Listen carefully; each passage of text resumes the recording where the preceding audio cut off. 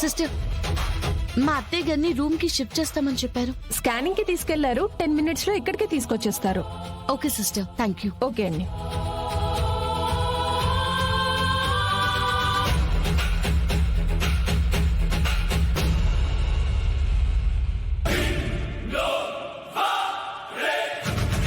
ఈ డాక్టర్లు నీ కుటుంబం కలిసే నిన్ను బతికించేసినారు వైజయంతే.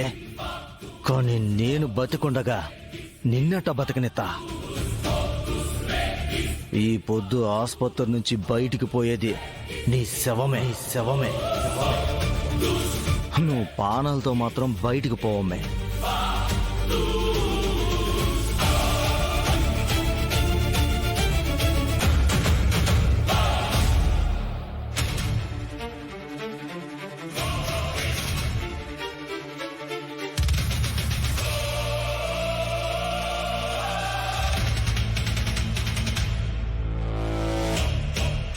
ఏమైంది దాత్రి?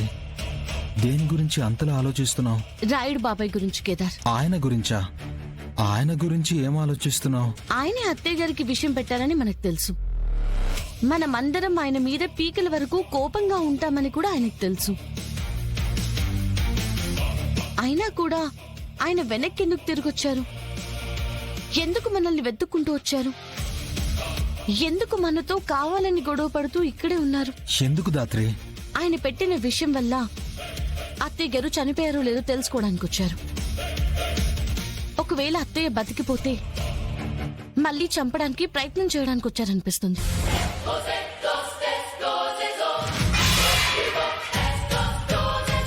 మావయ్య అంత దూరం ఆలోచించి ఉంటాడంటావా? ఎంత దుర్మార్గుడైనా ఎక్కడో చెల్లి అంటే కొంచెం ప్రేమ ఉండుంటుంది కదా. నిజంగా ప్రేమతో వచ్చుంటే రాగానే అత్తయ్య గారి గురించి అడిగేవారు. కానీ అత్తయ్య చేసిన తప్పు గురించి మాట్లాడేవారు కాదు కదా.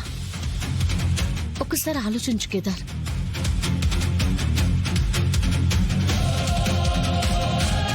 కేదార్, క్రిమినల్ మెంటాలిటీ మనకంటే తప్ప మరెవరికి బాగా తెలీదు. తన చెల్లెలు మెట్టినింటికొచ్చి 2 సార్లు చంపాలని చూసిన మనిషి